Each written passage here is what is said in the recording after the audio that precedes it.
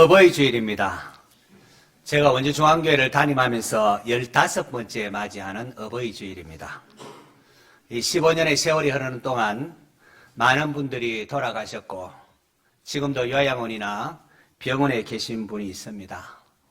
제가 부임할 때만 해도 참 정정하셨던 분들이 이제 은퇴도 하고 또 많이 쇠약해지셨습니다. 어릴 적에 빨리 커서 어른이 되고 싶다라고 했는데 어느덧 자녀들이 대학교를 졸업하고 또 결혼한 큰딸은 아기를 낳아서 손녀가 할아버지, 할머니 이렇게 부릅니다. 그러고 보면은 늘 젊은 목사라고 생각했는데 어느덧 이제는 나도 나이가 들었구나 이런 생각을 합니다. 언젠가 차를 타고 운전을 하는데 하늘에 붉게 노을이 지는 것을 보면서 참 아름답다 생각이 들었습니다. 그러면서 예전에 재미있게 보았던 드라마의 마지막 장면이 떠올랐습니다. 병원에 일하는 의사 친구들인데요. 병원에 일하던 친구들이 이제 나오면서 저녁 노을을 바라보는 장면입니다. 한 친구가 말합니다.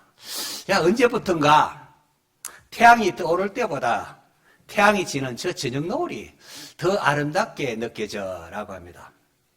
그래서 옆에 있던 한 친구가 농담처럼 던진 말이 있습니다.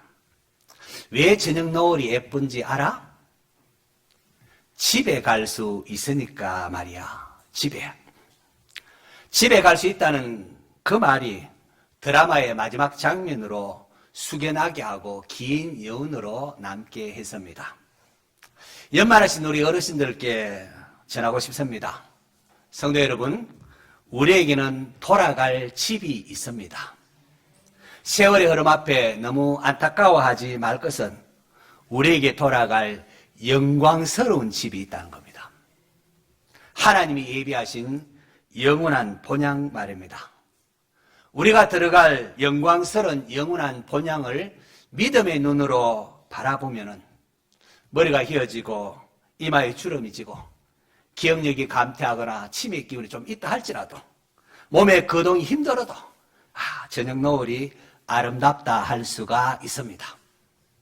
하나님께서 허락하신 이 땅에서의 소풍에 감사하면서 돌아갈 고향을 믿음으로 바라보는 성도 되시기를 축원합니다. 이 땅에서 하나님의 마음을 가장 잘 대변하는 게 아마 부모의 마음이 아닐까 생각합니다.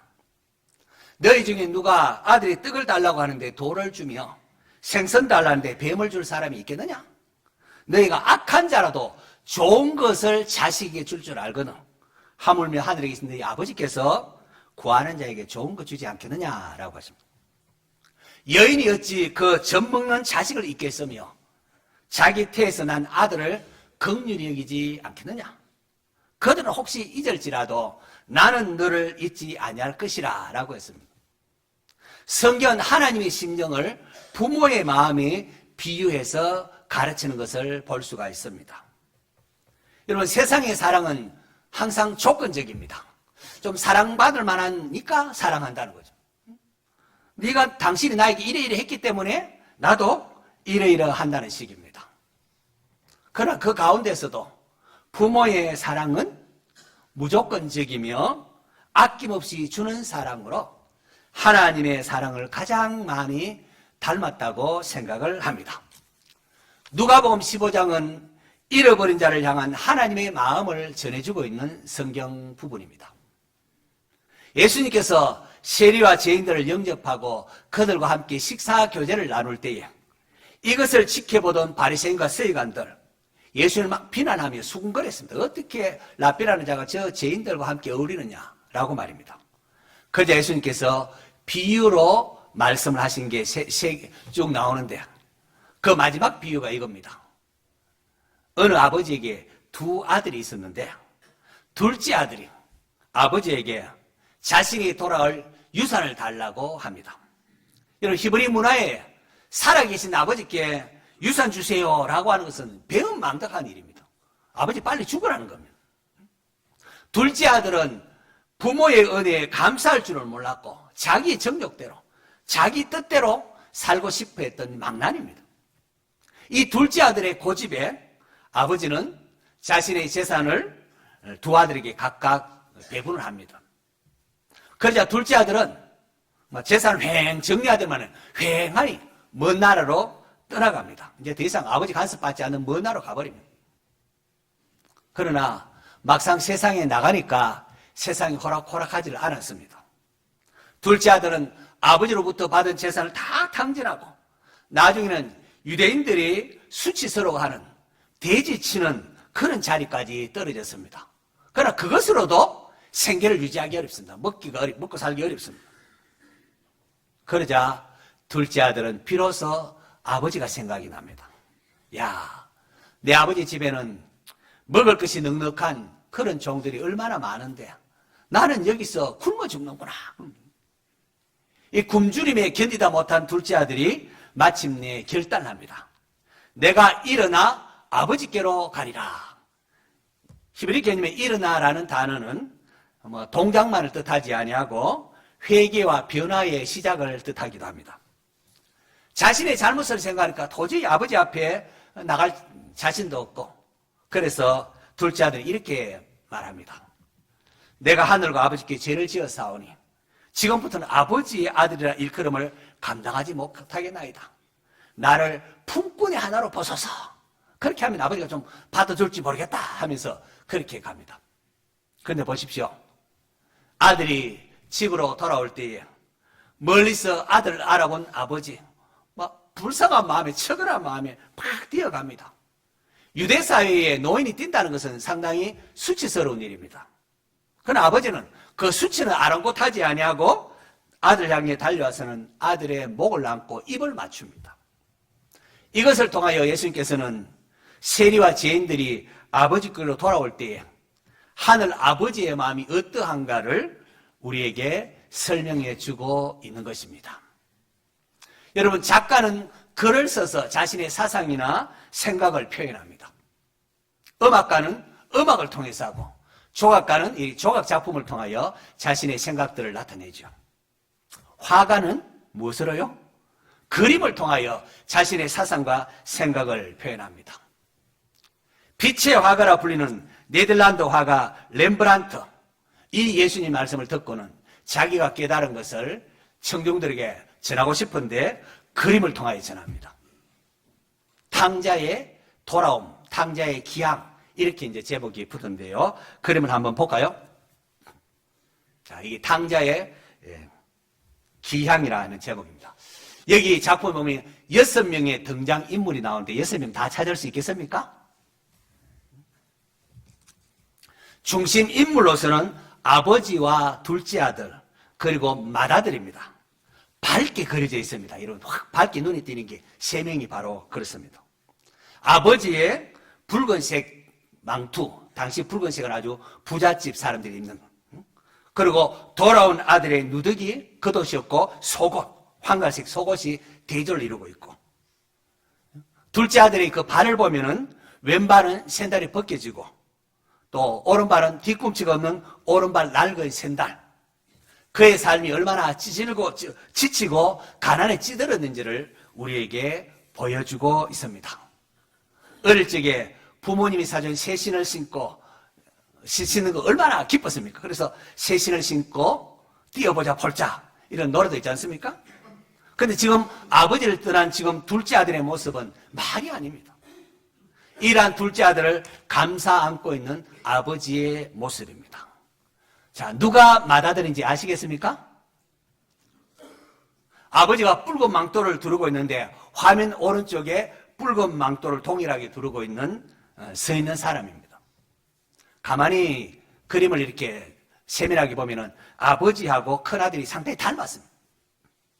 그 외에 3명의 관찰자가 있는데요. 모자를 쓴 남자. 많은 비평가들이 아마 저게 렘브란트 자신을 표현한 게 아닌가 이렇게 생각하고요. 그리고 또 두 여인이 있습니다. 두 여인. 한 여인이 잘 안 보입니다. 왼쪽 제일 위쪽에 아주 그렇게 어둡게 처리되어 있습니다. 대부분의 평론가들은 이 두 여인을 집안의 하인이 아닐까 그렇게 보는데 저는 렘브란트의 앞서 죽은 두 아내를 그린 것이 아닐까 이런 생각으로 그림을 감상을 했습니다. 요 정도만 일단 그림은 됐고요. 아, 목사님, 그림을 봐도 아무런 뭐 감동도 없는데요. 이러는 분이 아마 대부분일 수 있을 겁니다. 대부분일 수 있을 겁니다. 그러나 여러분, 그림에 조예가 없어도 좋은 작품을 이렇게 자주 이렇게 보다 보면은 나름대로 조금씩 안목이 생깁니다. 우리가 미술을 전공하지도 않고 또 많이 배우지 못해도 이 그림을 이렇게 볼 수 있는 안목이 조금 뜨이면은 설교자가 제가 이렇게 전하는 것과는 또 다른 감동과 메시지를 여러분이 또 얻을 수가 있습니다. 자, 어떻게 하면 그림을 감상할 수 있느냐? 여러분, 그림에 조예가 없어도 여러분, 그림을 보면서 이렇게 나름대로 상상을 하면 됩니다. 상상을 하면. 그리고 내 삶을 거기에 투영합니다. 내가 작은 아들도 되어보고, 큰 아들도 되어보고, 아버지 입장에 되어보고, 또 그 관찰자의 입장에도 되어보면서 이렇게 생각하면은, 세상 지쳤을 때에, 힘들 때, 나도 저 둘째 아들처럼 아버지 품위를 안기고 싶다. 이런 마음이라든지, 내 모습 속에 큰 아들의 모습이 없는가. 이렇게 하면은 우리에게 주는 감동이 있습니다. 그리고 좀 더 깊이 작품을 감상하려고 하면은 화가의 생애라든지 당시 상황 등을 조금 살펴보면은 이렇게 작품을 이해하는 폭이 넓어집니다. 렘브란트는 젊은 나이에 화가로서 큰 명성을 얻습니다. 화가로서 명성을 쌓아가는 22살 되던 때에 부유한 집안의 딸과 사랑해서 결혼을 합니다. 그때까지만 해도 남부러울 것이 없었습니다. 하지만 사랑하는 아내가 낳은 그 큰아들과 또 두 번째 낳은 딸들이 차례로 있어 죽습니다. 그리고 결혼한 지 8년 만에 사랑했던 아내마저도 세상을 떠납니다. 그때에 8개월 된, 갓 태어난 8개월 된 디투스라는 아들만 남겨놓고 아내가 떠나버립니다. 이후에 자기 집안에서 일하던 다른 여인과 이렇게 동거하면서 생활하게 되는데요. 그녀도 렘브란트보다 먼저 세상을 떠납니다. 그리고 결정적으로 참 8개월 된 그 티투스가 이제 애지중지하면서 키운 티투스가 이제 자라서 막 결혼해서 아기를 하나 낳았는데 이 자기가 그토록 사랑했던 티투스도 이렇게 자기보다 먼저 세상을 떠나는데 그때 렘브란트의 마음이 막 무너집니다. 그의 작품 탕자의 기양은 바로 티투스가 죽은 바로 그해 죽고 난 다음에 렘브란트가 남긴 유작에 해당이 됩니다. 탕자의 기양을 이 그린 후에 1년 뒤에 렘브란트가 세상을 떠납니다. 죽음을 앞둔 렘브란트, 인생의 엄청난 상실과 쓰라린 아픔을 겪은 후에 아무것도 없이 아버지 품에 안기는 자신을 표현하면서 그렇게 하늘 아버지의 품에 안기게 되는 것이죠. 많은 사람이 렘브란트의 그림을 보면서 감동을 받습니다. 바바라 존 헤그라는 사람은 이 그림에 대한 해석을 논문으로 해서 미시간 대학에서 박사학위를 받습니다. 이런 세상이 얼마나 좋은지 제가 인터넷 검색해서 그 박사학위 논문을 이렇게 보면서 읽을 수가 있었습니다. 또 하버드 대학의 교수요 사제였던 헨리 나위엔 역시 어느 날 친구의 사무실에 갔다가 이 그림을 보고 감동을 받습니다. 그는 그림 속에 있는 둘째 아들의 모습을 보면서 참 세상에 지친 자신도 그렇게 하나님의 아버지의 품에 안기고 싶은 강렬한 마음이 들었다고 고백을 합니다. 그의 말에 따르면은 1983년 가을 탕자의 기양이라는 렘브란트의 그림 하나를 처음 본 순간 나의 모든 관심이 돌아온 아들을 가슴에 품어주는 그 아버지의 손으로 쏠렸다. 나는 거기서 용서와 화해와 치유를 보았다. 생명을 주는 아버지와 아들의 포옹 그림에 나는 너무나 큰 감동을 받았다. 내 안에 있는 모든 것이 탕자가 받았던 그것을 받고 싶은 열망으로 가득 찼기 때문이다. 그 만남은 내 자신의 귀향을 시작하는 전환점이 되었다. 그의 인생의 큰 전환점이 되었다고 합니다. 저 한 주간 내내 이 작품을 저도 감상을 했는데요. 저도 목사로서 여러분에게 설교하는 자보다도 렘브란트 작품에 나오는 둘째 아들처럼 그저 아버지의 품에 안기고 싶은 그런 마음이 들었습니다. 여러분 어떻습니까? 세상이 힘들고 어려울수록 아버지 품에 푹 안기고 싶지 않습니까? 친구의 사무실에서 복사본 그림을 보고 감동을 받은 헨리 나우엔, 이후에 러시아에 있는 렘브란트 원작을 볼 기회를 가지게 됩니다. 그래 그곳에 가서 며칠간이나 이렇게 그 그림을 감상하면서 문 닫을 때까지 앉아서 그 그림을 감상하고는, 그리고는 탕자의 기양이라는 책을 씁니다. 그림 한 편을 보고 책이 한 권 나왔습니다. 한글로도 번역되어 있는, 한국어도 번역되어 있는, 저도 사서 이렇게 급히 사서 탕자의 기양의 책을 제가 다 읽었습니다. 이런 나우엔이 그린 아버지의 눈을 한번 볼까요? 그림 요 부분만 좀 초점을 맞춰주세요. 마치 시력을 거의 잃은 아버지의 모습입니다. 우리 생각에 아버지가 대단히 힘도 세고 막 이럴 것 같은데 참 거의 시력을 잃은 아버지의 모습으로 탕자가 그리고 있습니다. 어쩌면은 사랑하는 두 아내와 자녀들의 죽음으로 인하여 울어서 눈이 짓무른 렘브란트의 모습을 보는 것 같습니다. 아버지의 권위는 대단한 어떤 것보다도 아버지의 권위는 처근히 여김이 전부라는 거죠. 자식으로 인하여 마음 아파하며 불쌍히 여기는 것 말입니다. 이 어버이 주일을 맞아서 우리에게 있어서 부모님이 어떠한 존재인지, 부모의 사랑이 어떠한지를 생각하면서 감사할 수 있기를 바랍니다. 부모에게 감사할 수 있기를 바랍니다. 나우엔은 또 그림 속의 그 다음 장면, 아버지의 손을 주목을 합니다. 그림에서 가장 밝은 부분이 바로 저 부분입니다. 아버지의 손이 아들의 등에 이렇게 잡고 있는 손입니다. 그런데 이 손을 보면은 두 손이 조금 차이가 납니다. 아들을 감싸는 아버지의 손이 오른손은, 왼손은 보면은 여기 보면 왼손은 혈관이 이렇게, 굵은 혈관이 이렇게 두드러지게 보이는 억센손이고, 오른손은 상당히 부드럽습니다. 하나님께로부터 나오는 부성과 모성을 모두 표현하고 싶었던 것으로 그렇게 보입니다. 자, 그렇게 보시고요. 이제 여러분 자신의 손을 한번 보십시다. 여러분 자신의 손을 한번 보십시다. 응? 여러분 어떻습니까? 좀 많이 거칠고 낡습니까? 어떻습니까? 여러분 그 두 손으로 무엇을 해야 할까요? 부모들은 그 두 손으로 자식들을 안아주고 덮어주시기 바랍니다. 하나님께서 그렇게 이웃과 다음 세대를 축복하라고 주신 손입니다. 하나님이 주신 이 손 가지고 고통받고 힘들어하는 사람들의 어깨를 어루만지며 위로할 수 있기를 축원합니다. 그렇게 감사하면 되는 겁니다. 우리 모두는 아들, 딸을 지나서 부모가 됩니다. 나는 어떠한 아버지가 되어야 할까요? 나는 어떠한 어머니가 되어야 할까요? 지금은 작은 아들의 입장에 서고도 하고 큰 아들의 입장에 서기도 하고 그렇게 하지만은 시간이 흐름과 함께 모두가 부모가 되지 않습니까? 아버지의 유업을 이어받을 자로서 우리 성도들도 성장하고 주님을 닮아가야 합니다. 용서받은 그 아들의 모습에서 용서하는 아버지의 모습으로 우리가 성장해야 된다는 거예요. 나우엔은 이 그림을 보면서 사랑의 본질 중 하나가 용서구나라는 것을 깨닫습니다. 용서구나. 그런데 큰아들은 그렇지를 못했습니다. 바리새인과 서기관들, 그들은 거룩한 종교인 행세를 하면서 예수님께 나오는 세리와 죄인들을 못마땅하게 쳐다봤습니다. 어떻게 저런 사람이 라벨라는 사람과 식사를 하다니.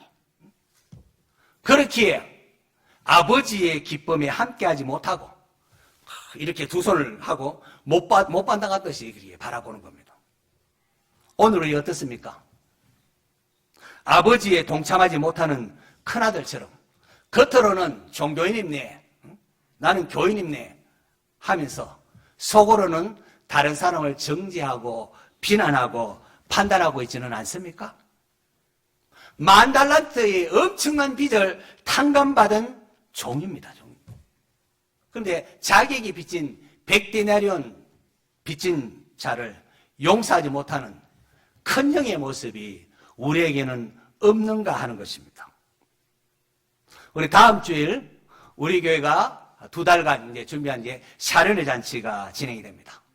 하나님을 알지 못하는 자들에게 그들 초대해서 복음을 듣게 하는 잔치입니다. 하늘 아버지의 기쁨에 동참하시기를 바랍니다. 내일부터 한 주간 열심히 이제 초청장도 사용하시고, 초청장도 하고, 열심히 전도하시고, 혹 다음 주일에 내가 초청한 사람이 오지 못했다고 할지라도 초청받아 오신 다른 분들을 진심으로 환영하며 맞아주시기를 바랍니다. 이 아버지의 기쁨에 동참하셔야 됩니다. 어버이 주일을 맞으면서 자식의 도리나 의무를 제시하기보다도 부모라는 어떤 분인가 함께 느끼고 싶었습니다. 렘브란트가 그린 탕자의 기양을 잠시 함께 감상을 했는데요. 자식이 돌아오기를 학수고대하며 눈이 짓무르기까지 했던 아버지. 그 아버지는 자식이 돌아왔을 때에 야, 이놈아, 너 내가 줬던 그 많은 돈 어떻게 해서 나무라지를 않습니다. 그가 돌아왔을 때에 아버지는 더럽고 남루한 아들을 두 손으로 감싸 안습니다. 남루하고 초라한 몰골이지만은 아버지는 돌아오는 아들을 보면서 이제 안심이 되는 듯 행복에 겨워합니다. 모든 것을 용서하시고 용납하는 아버지의 모습, 바로 이것은 육신의 아버지를 뛰어넘는 하늘 아버지의 마음을 우리에게 보여주는 겁니다. 헨리 나우엔에 따르면은 하늘 아버지의 집은 사랑하는 자여라는 음성이 들리는 곳이라고 표현합니다. 저는 우리 교회가 그런 교회가 되었으면 좋겠습니다. 우리 교회에 나오는 사람들마다 사랑하는 자여 이런 음성이 하나님부터 들리고 우리 성도들 간에도 사랑합니다 하는 이런 음성이 들리는 교회 되기를 원합니다. 여러분의 귀에도 하나님의 사랑의 음성이 들리기를 축원합니다. 자, 그리고 살아생전에 그런 아버지 하나님의 마음을 가장 닮은 부모님의 마음을 깨닫고 효도하는 자녀 되시기를 바랍니다. 앞서 부모님 먼저 세상을 떠나신 분들은 연세 많으신 분들에게 존중하며 부모처럼 그렇게 동일한 원리로 대할 수 있기를 바랍니다. 이러한 아름다운 교회, 행복한 가정을 만들어갈 수 있기를 축원합니다.